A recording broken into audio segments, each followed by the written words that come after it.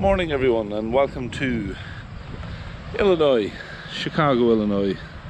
We're actually about 200 miles west of the city in a little town called Ohio. So if you have a map of America, you might be able to locate it. Small town in Ohio, close. It's halfway between the towns of Princeton and Dixon in Illinois. So a beautiful part of the world. Absolutely love it out here.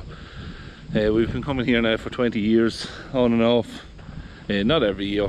In the last number of years we've been coming, myself and Dad, on farming trips, which I've put some videos up of, and yeah, we absolutely just love coming here.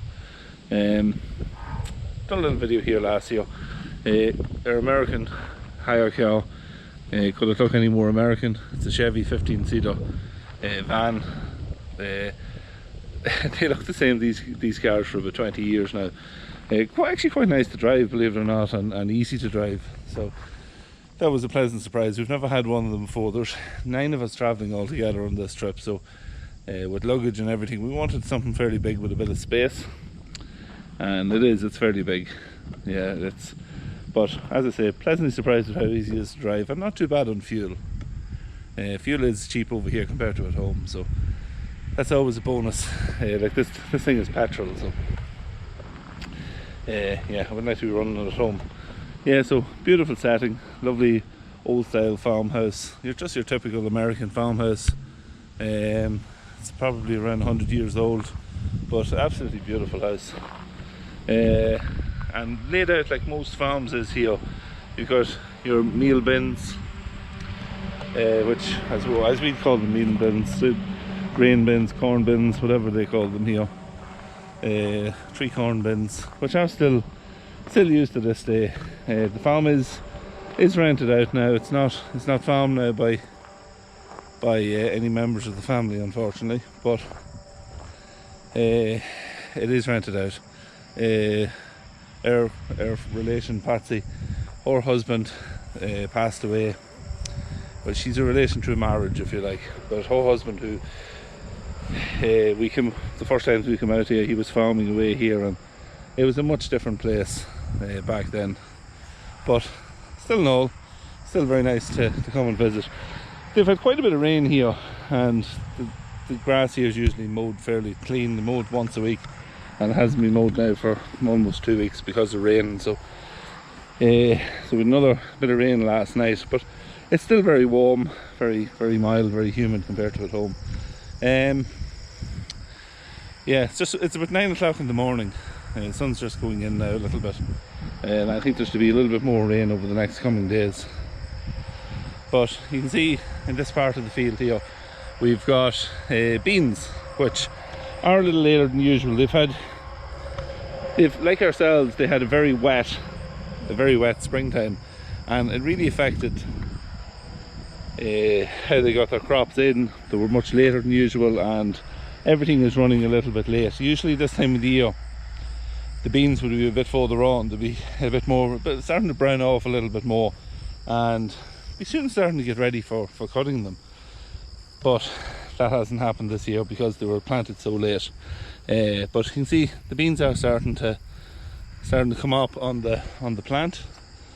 I don't know when this will be due for cutting. I would say it's usually in the first week or 2 in October, but it's not going to be, I'd say it's going to be 2 or 3 weeks later than usual, maybe even later than that. So it's not just at home this year that had unusual weather conditions in the springtime. I'd say, looking at this here, that the beans that they've planted here is they're a seed bean, I would say, just looking at that. We'll walk up and have a little look at the corn as well. Now, so I'm down at the corn now. We've got seed corn here. That's what's planted in this field. There's 135 or 140 acres in this field altogether, so it's quite a decent sized field. But the fact that this is seed corn, they do a few things different than if it was standard corn. Standard corn that they grow is same as maize corn, ground maize, you know, that kind of yellow maize meal, some people call it, yellow meal. There's all different names for it, but it's good stuff to feed. We feed it in finishing our beef cattle at home. So that's the standard corn that they grow, but this is seed corn, and the process is a little different than growing the likes of seed barley at home. Look, I don't understand it 100%, but I know that there's male and female varieties in it. Basically what they usually do is you have one row of male corn, 4 rows of female corn, and another row of male corn, and the male corn basically pollinates the female corn and gets it to grow. So I don't understand the process 100%, but at some point in the process, you can see here, there's the male row is taken out of it completely once it's done its job. And we'll see that the whole way through it, that has been done. Also, there's a detasseling process that takes place where they come along, you see the way it's cut here, and they chop off part of the head of it. So this corn should be a lot taller than what it is, but the fact that they come along and cut it, it leaves it shorter. There's also a buffer that they put in, and then there's usually a break crop that's grown in between as well. So you've got these seed beans is put in then between the seed corn, and then if you had corn the other side of the road, or you're going to have it in the next field, you have to have this fairly large buffer, because you don't want the male corns in this field pollinating your standard corn in the other field. Look, it's a whole process that I'm not 100% sure on, but that's kind of the gist of it. But as I say, you see the male row here has been all knocked out, so we've got female rows all here. We'll walk through and see if we find the next one that has been knocked down. So there it is there. So that's the next male row in. So you see it has been knocked down, and then you go on through again another 4 rows, and we should find another male that has been knocked down. What they kind of have, they have a tractor, a tall kind of tractor.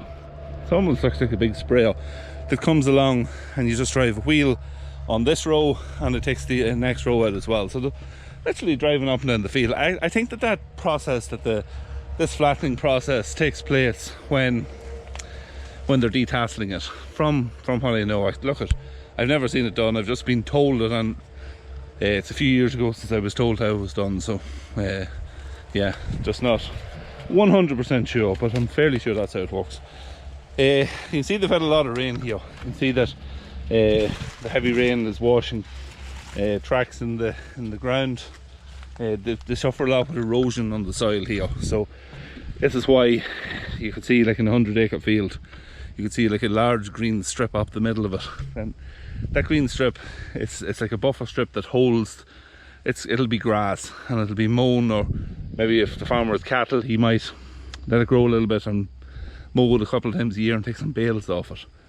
But what they do is they have that green strip there for the likes of, to stop this soil erosion, because it rains that heavy here, and with the type of soil, you could end up on half the field, the clay all washed down to one end of the field, and causes huge issues. So yeah, constantly having to work on keeping the soil in position. There's no end to topsoil here. It's not like at home where you might have 6 inches or 2 foot of topsoil, depending where you are, or 3 foot. There is no end to topsoil. You dig down 40 feet, you still got topsoil. So it's a little bit different than what we got at home.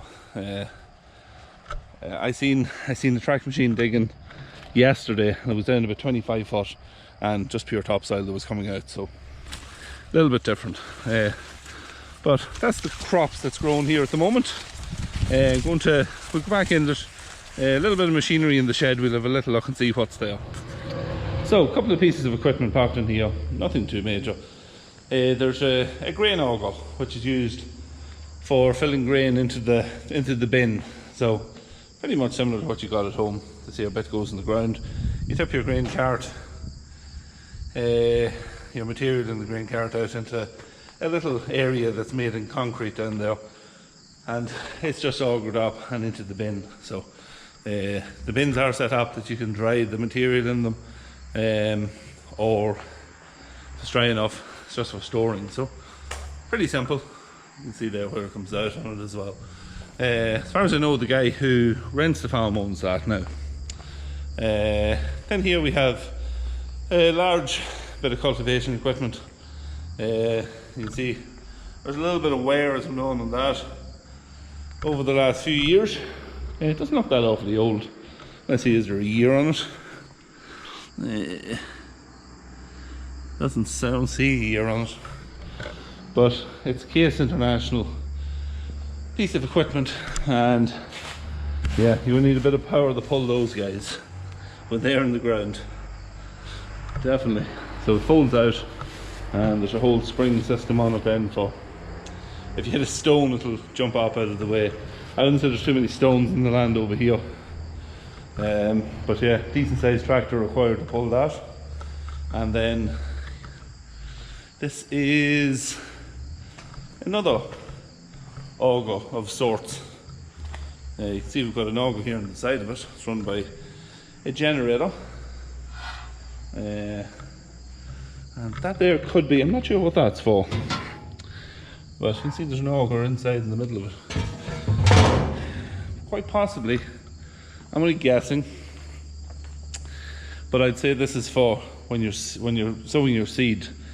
You can put on maybe 4 ton here on the back of it, or larger is something here that comes in and clamps whatever sits there. But obviously when it sits on, then you can then auger your seed then into your drill. I'm just guessing that's what it's for, most likely.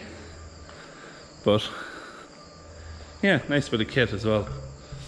But yeah, that's really a quick look around the farm. I'm going to take another bit of footage. I'm going to make a video when I go home. I had some footage back in the day when this farm was in full flight, so I'm going to take some footage now of how it looks at the minute and kind of do a little memory trip back, and we'll see how it looked back in the day when there was cattle here and here, feed here, Felix's tractors and machinery around the place, and it'll all be a little bit different looking. So let's see how that works out. So that is it for the first video of 2019. If you enjoyed this video, leave a like down below, leave a comment. I'll try to get back to you in the comment section as well. And yeah, we'll see what next videos we're going to do.